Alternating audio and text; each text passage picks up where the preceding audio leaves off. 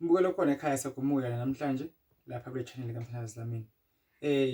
Eastern London, Swaziland, Botswana, America, Zimbabwe, South Africa wonke ngiyabingelela lapha eThembisa, eThekwini, eDurban, Jozi, Witbank, Emelo, Piet Retief, Vryheid, Phongolo, Eastern Cape, yonke indawo ekude kude.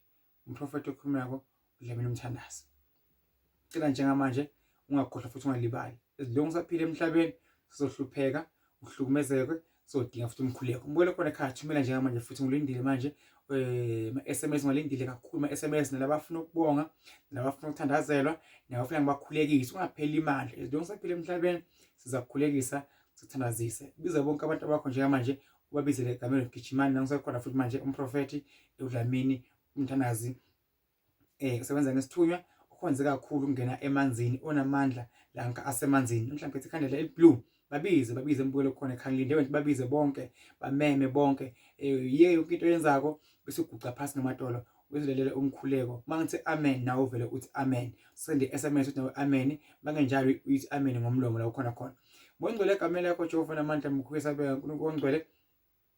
Nangumbukelo khona ekhaya uyagula athola umsebenzi useyibhedlela lasejele seyinkinga yaphezulu kwamandla akukhona ikubeleka esibhedlela lapha khona abantu bakhe bonke bayaboshwa, abantu bakhe bonke bathola umsebenzi, imali yaphunyuka, uhlobo osumayelele, uhlushwa isithunywa, uhlushwa idlozi, uhlushwa ngumndawe, konke kumhlukumezako kusempilweni yakhe. Ngongcwele makunyamale konke okubi salo kuhle kuphela. Ngicela onke amathonga avalwa la kwathiwa ufuna angalethi inhlanhla. Namhlanje inhlanhla ngiyayivula, ngivula imsamo, ngivula ukukhanya, ngivula inhlanhla, ngiphakamisa ithunywa, ngiphakamisa imali yebhizinisi, bonke abayithunywa ukuthi mayiphakame njengamanje. Umkhuleko miyovele ufike yonke indawo ekhona emhlabeni ujikelele nothi umbukelo ukude engakanani uyawuva amandla kaNkulunkulu, amandla sezulwini, amandla eyithunywa nabaphansi bawuphakamisa ingalo. Jehova amandla siyethembela kuwe egameni lakho kuze phela phakade. Amen.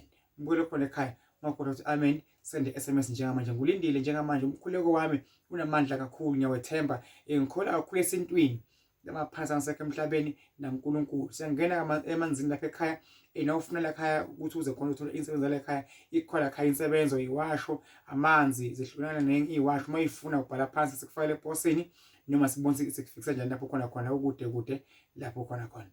Ngiyabonga mbukelo khona ekhaya.